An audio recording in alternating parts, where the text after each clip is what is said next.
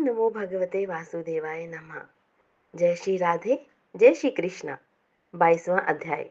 राजा पृथु ने कहा, हे नारद जी, आप कृपा करके मुझको यह बतलाइए कि वृंदा को मोहित करके विष्णु जी ने क्या किया और फिर वह कहाँ गए।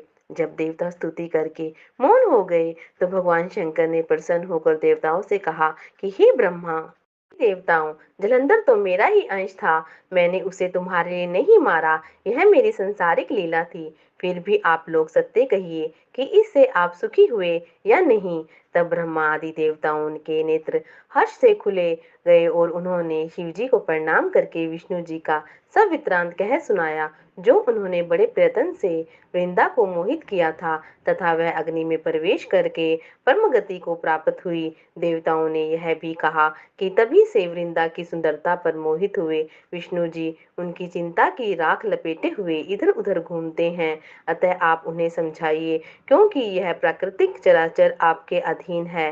देवताओं से यह सब सुनकर शंकर जी ने उन्हें अपनी दुस्तूरता माया और समझाई और कहा, यह जगत उसी के अधीन है। उसी से मोहित विष्णु जी काम के वश में हो गए हैं। परंतु महादेवी उमा, त्रिदेवी की जननी, सबसे पूरे परे, वह मूल प्रकृति परम मनोहर और वही गिरिजा भी कहलाती है। विष्णु जी का मोह दूर करने के लिए आप सब उनकी शरण में जाइए। यदि वह प्रसन्न हो जाएगी तो आपका सब काम हो जाएगा। शंकर जी की आज्ञा से सब देवता मूल प्रकृति को प्रसन्न करके चले गए और उनके पास पहुंचकर उनकी स्तुति करने लगे। हे देवताओं, मैं 3 प्रकार की तीनों गुणों से पृथक होकर स्थिति होती हूँ।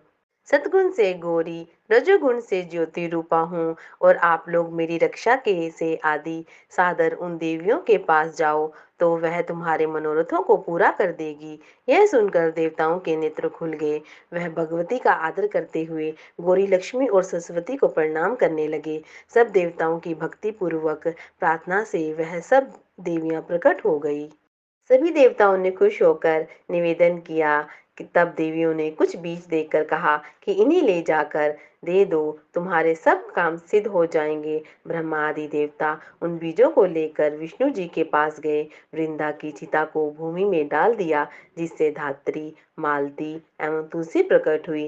विष्णु जी ने ज्यों ही उन स्त्री रूपी वाली वनस्पतियों को देखा तो वह उठ बैठे और कामासक्त चित्त से मोहित हो उनसे याचना करने लगे। धात्री व तुलसी ने उनसे प्रीति की तो विष्णु सारा दुख भूल कर देवताओं से नमस्कृत हो अपने लोक को चले गए। वह पूर्वत सुखी हो शंकर जी का स्मरण करने लगे। यह आख्यान शिव जी की भक्ति देने वाला है। ओम नमो भगवते वासुदेवाय नमः।